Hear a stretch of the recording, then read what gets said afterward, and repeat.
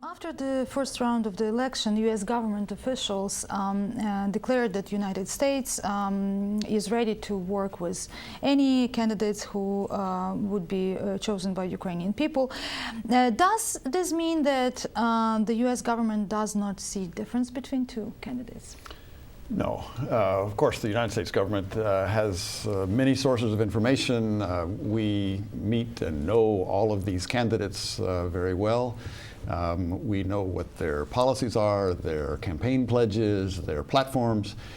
So we understand very well who is for what kinds of policy. However, the United States government does not express a preference. The United States government does not say we would like to have this person or that person.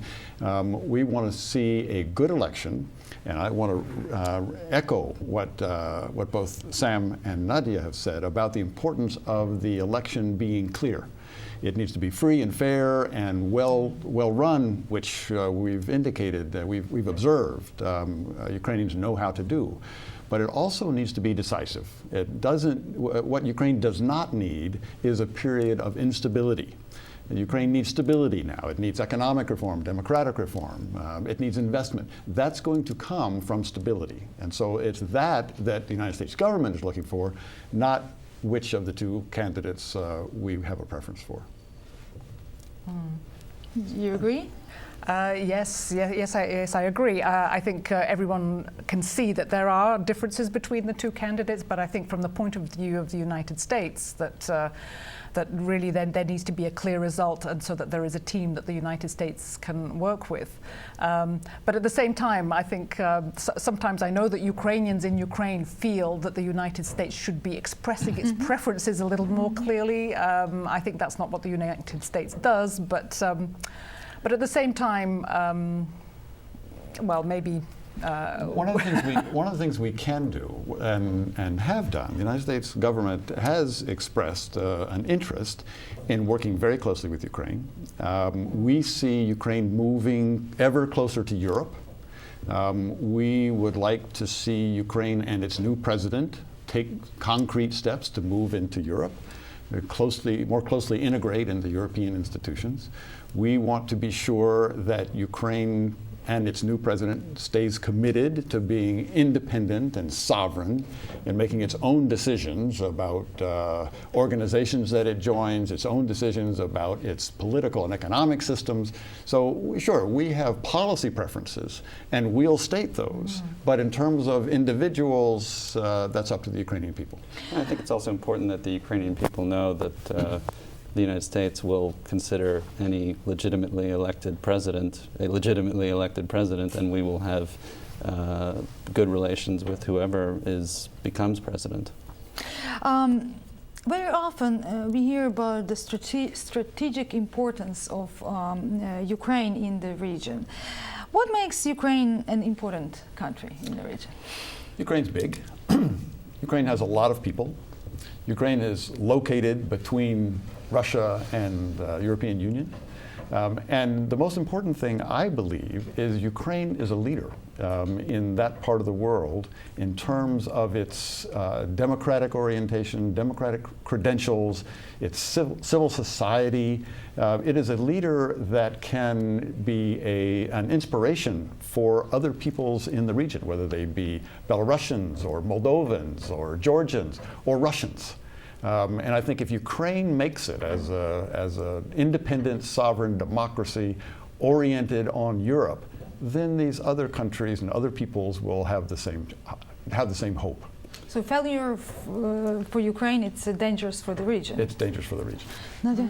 I think all of the countries in the region, and I know I've said this before, even in this roundtable format the last time, the countries in the region really are looking to Ukraine. Ukraine may well be looking to Poland and wishing that it were more like Poland, which I think it has every sort of historical right to do.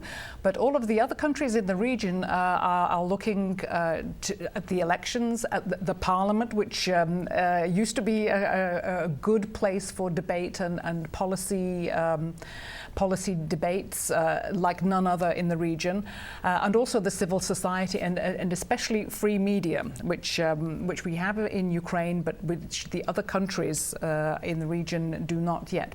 And as well, I want to emphasize the point about Russia too.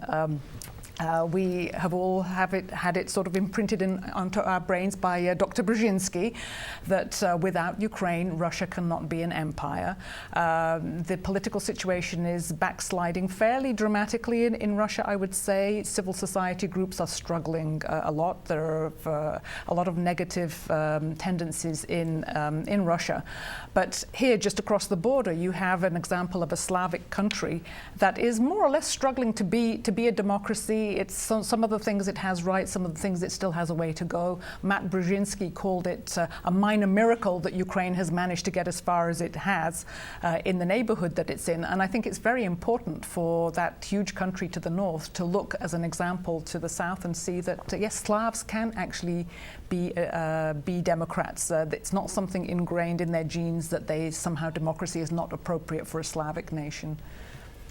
I would just, on the Russia angle, take a more positive, look at it from a different angle, I guess, and just say that Ukraine having a normal and productive relationship with Russia is sort of a precondition for Russia being a normal actor in international affairs. But I'd also just like to add, I think there's some security and economic elements that make Ukraine strategically important for the West. You have it being a Black Sea power, so there are transnational threats, and also the issue of Russia's Black Sea Fleet that make Ukraine important. And then you have the economic factors, both in terms of energy transit, potential for energy production, and agriculture and industry. Ukraine plays a major role in commodities markets worldwide, so I think that's an important factor too.